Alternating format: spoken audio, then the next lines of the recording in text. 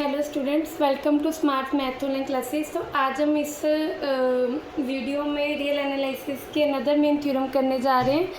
तो ये काफ़ी इंपॉर्टेंट थ्योरम है जो एग्ज़ाम में काफ़ी टाइम पूछी जाती है। तो थ्योरम की स्टेटमेंट देखते हैं। थ्योरम की स्टेटमेंट क्या कहती है? Every finite set in metric space is close set. क्या बोलती है स्टेटमेंट? हर finite set, every finite set, जो भी फाइनाइट सेट होता है मीट्रिक स्पेस में वो क्या होता है?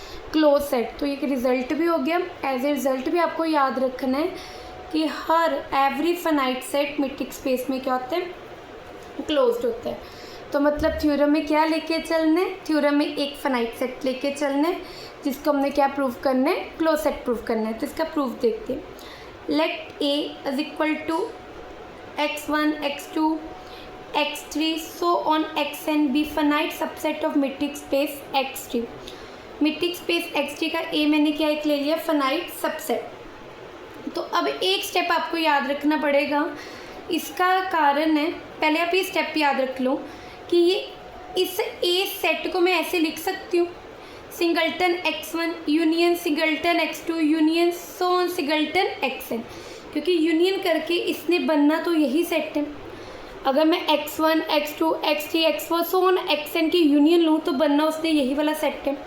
और जनरली मैं इसको ऐसे लिख सकती हूँ, union i is equal to 1 से लेके n ब्रैकेट में सिंगल्टन xi। ठीक है ना?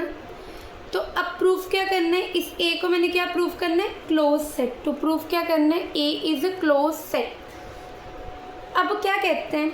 इन order to proof a is close set, firstly we will proof every singleton set in metric set is a closed set. कहते हैं ए को क्लोज सेट प्रूफ करने के लिए फर्स्टली सबसे पहले मेरे को क्या प्रूफ करना पड़ेगा? एवरी सिंगल्टन सेट, हर सिंगल्टन सेट मीट्रिक स्पेस में क्या होता है? क्लोज्ड सेट होता है।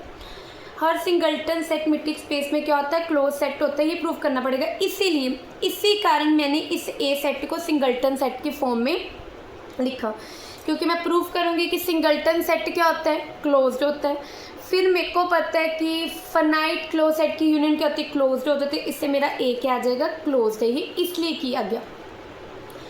अब इसलिए लेट कर लिया। जनरली मैंने एक एक्स भी any singleton subset of x ले लिया। ठीक है, ये इस रिजल्ट से मैंने इसको प्रूव करना है। ठीक है, तो लेट क्या कर लिया? एक्स भी any singleton subset of x ले लिया। अब टू शो क्या करना है? ये सिंगल्टन एक्स क्या है? क्लोज सेट है। For this we will proof x singleton x का कॉम्प्लीमेंट ओपन सेट टू, क्योंकि हमें पता है कोई भी सेट ए क्लोज्ड तब भी होता है जब उसका कॉम्प्लीमेंट क्या हो जाए? ओपन हो जाए। तो इसलिए सिंगल्टन एक्स को क्लोज्ड प्रूफ करने से पहले मेरे को उसके कॉम्प्लीमेंट को क्या प्रूफ करना पड़ेगा? ओपन। अब ये प्रूफ करेंगे सबसे पहले। अब कहते हैं इसके टू केसेस अराइज होंगे। Case one, if x complement is equal to 5 हो जाए, विच इज़ ऑलवेज ओपन। ठीक है, क्योंकि हमें पता है 5 क्या होता है? ओपन सेट है। अगर ये 5 के इक्वल है तो x कॉम्प्लीमेंट क्या हो गया?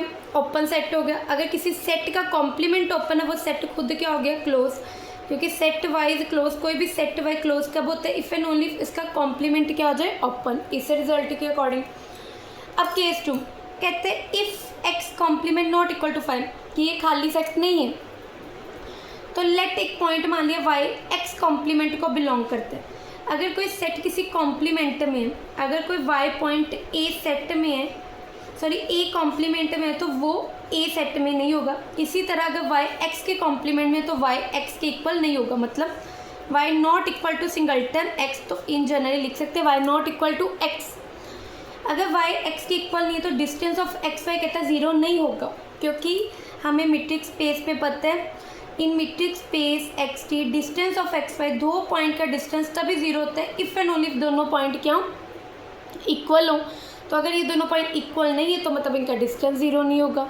तो अगर इनका डिस्टेंस 0 नहीं, मैंने लेट मान लिया, distance of x y r के बराबर मान लिया, ग्रेटर दैन 0 मतलब पॉजिटिव ले लिया दोनों का डिस्टेंस, क्योंकि डिस्टेंस ऑलवेज पॉजिटिव होता है, तो greater than 0। Let us consider an open sphere. अब मैंने एक ओपन स्फीयर कंसीडर करना है जिसका सेंटर y रेडियस r1 लिया और वी मान लिया r1 किससे छोटा है, r से छोटा है, देन कहते हैं x नहीं बिलोंग करेगा एस वाई r1 को, इस ओपन स्फीयर को x नहीं बिलोंग करेगा। क्यों नहीं करेगा ये देख लो। फॉर इफ कहते हैं अगर x बिलोंग कर गया इस ओपन स्फीयर को तो देन क्या होगा, ओपन स्फीयर में तभी आएगा ना इन दोनों का डिस्टेंस, x का डिस्टेंस y से क्या हो जाएगा, लेस देन r1, ठीक है। और r1 फर्दर किससे छोटा है, r से छोटा है, r1 हम किससे छोटा लेके चले, r से छोटा है, तो ultimately distance of x y क्या हो जाएगा, less than r, distance of x y क्या हो जाएगा, less than r। Contradiction arise हो जाएगी क्योंकि दोनों का डिस्टेंस किसके इक्वल है, r के इक्वल है, ना कि उससे छोटा है, ठीक है। तो इसलिए x open sphere s y r1 को बिलोंग नहीं करेगा, ठीक है ना। अगर बिलोंग कर गया तो कॉन्ट्राडिक्शन हो जाएगी। तो विच इम्प्लाइज अगर s y r1 do not contain in x, इससे क्या हो गया, क्योंकि x पॉइंट को ये बिलोंग नहीं करता तो एस वाई r1 क्योंकि y इक्वल ही नहीं x के, ठीक है, तो ये वाला और distance of x y less than r1 नहीं आएगा ना, क्योंकि आगे तो कॉन्ट्राडिक्शन अराइज हो जानी है। तो इसका मतलब ये x सेट में नहीं होगा, ये सिंगल्टन x में नहीं होगा। तो अगर ये सिंगल्टन x में नहीं है तो ये इसमें चला जाएगा उसके कॉम्प्लीमेंट में, S y r1 contain in x के कॉम्प्लीमेंट में। इसका मतलब मैं एक पॉइंट लेके चली थी y x singleton set x के कॉम्प्लीमेंट में, उसको सेंटर रख के r1 रेडियस लेके एक ओपन स्फीयर आया और वो ओपन स्फीयर इस x कॉम्प्लीमेंट में ही चला गया, ठीक है, इसमें ही चला गया। तो जैसे x का कॉम्प्लीमेंट क्या हो गया, open set. By definition of open set in result, इनको प्रूव करने के लिए आपको ये ओपन सेट ओपन स्फीयर की डेफिनेशन पूरी क्लियर होनी चाहिए, कुछ भी नहीं चल रहा, जस्ट इनकी डेफिनेशन ही चल रही है। अगर आपको इनकी नॉलेज है तो ये सब कुछ ईजिली हो जाएगा। अगर x का कॉम्प्लीमेंट ओपन सेट है तो x क्या हो जाएगा, क्लोज सेट। हमें पता है ए कोई भी सेट क्लोज सेट होता है उसका कॉम्प्लीमेंट ओपन, कॉम्प्लीमेंट ओपन आ गया तो सिंगल्टन x क्या हो गया, close set. Hence we prove every singleton set in metric space is closed. इस तरह हमने प्रूव कर दिया कि हर सिंगल्टन सेट मीट्रिक स्पेस में क्या होते हैं, क्लोज्ड होते हैं। तो thus on the base of this result we can say that singleton set x1 x2 so on xn are closed, क्योंकि हम ऊपर प्रूव करके आए हैं कि हर सिंगल्टन सेट क्या होता है, क्लोज्ड होता है। तो सिंगल्टन x1 सिंगल्टन x2 ऐसे singleton x3 so on singleton xn सारे के क्लोज्ड है।